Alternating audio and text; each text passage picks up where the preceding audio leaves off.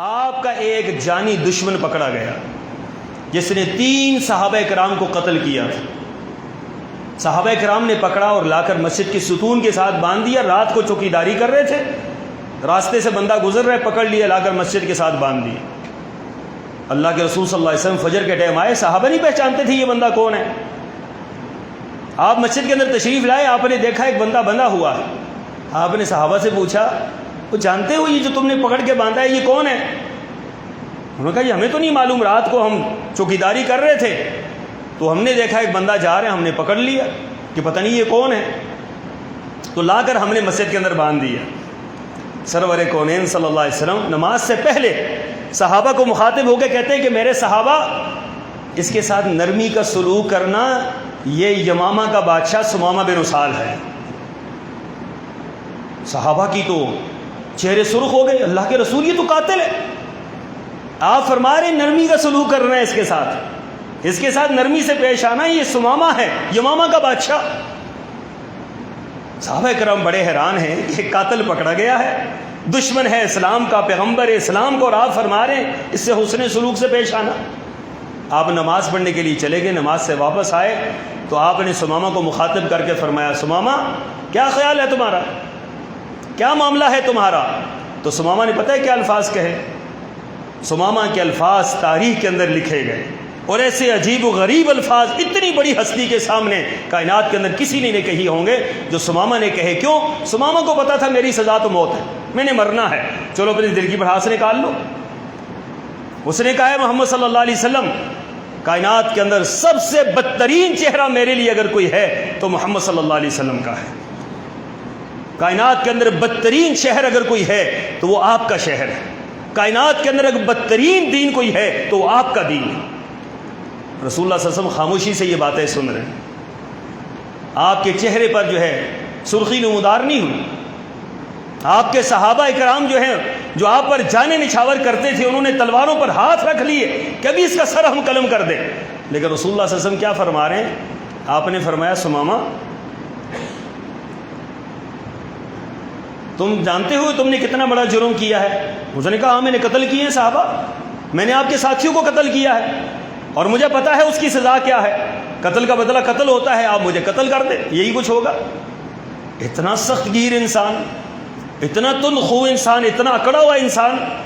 سرور کونین صلی اللہ علیہ وسلم خاموشی سے آپ نے بات سنی, اور سننے کے بعد بندھا ہوا قیدی آپ اس کو چھوڑ کر چلے گئے, اور صحابہ کرام سے فرمایا اس کی اچھی طریقے سے خدمت کرنا. اپنے گھر سے آپ کے کھانا پک کر آتا تھا, آپ کی بکری کا دودھ سمامہ کو جاتا تھا. اگلے دن پھر آپ آئے, پھر پوچھا سمامہ کیا حال احوال ہیں, کیا معاملہ ہے؟ اس نے کہا, پھر اگلے دن ابلا ہوا تھا, اس نے کہا وہی کل والی بات ہے میری.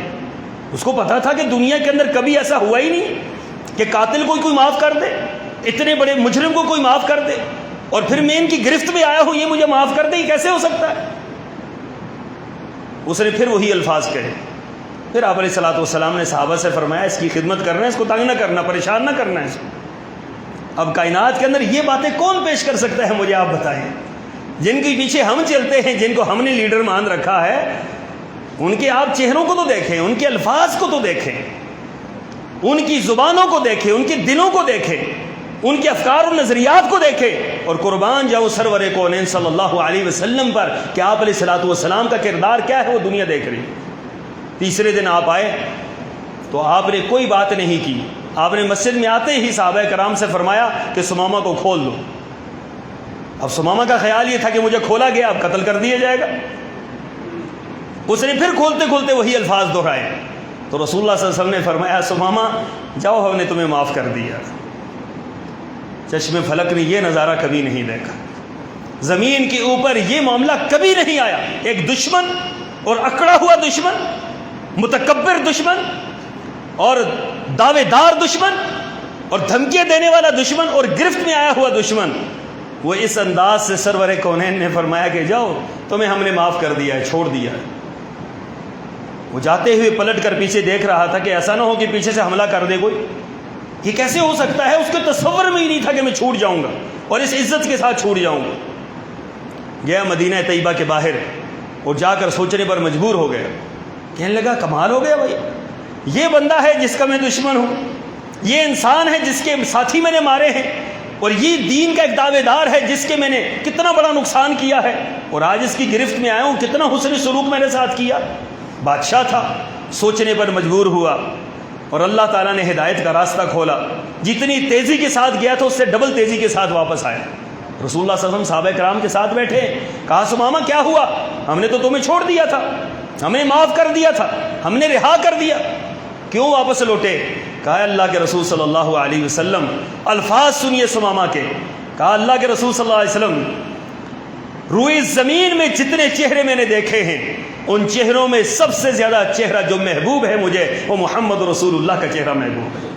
کائنات کے اندر سارے شہروں میں جو سب سے زیادہ عظمت والا شہر ہے وہ آپ کا شہر ہے، اور کائنات کے اندر سب سے عظیم دین میرے نزدیک آپ کا دین ہے۔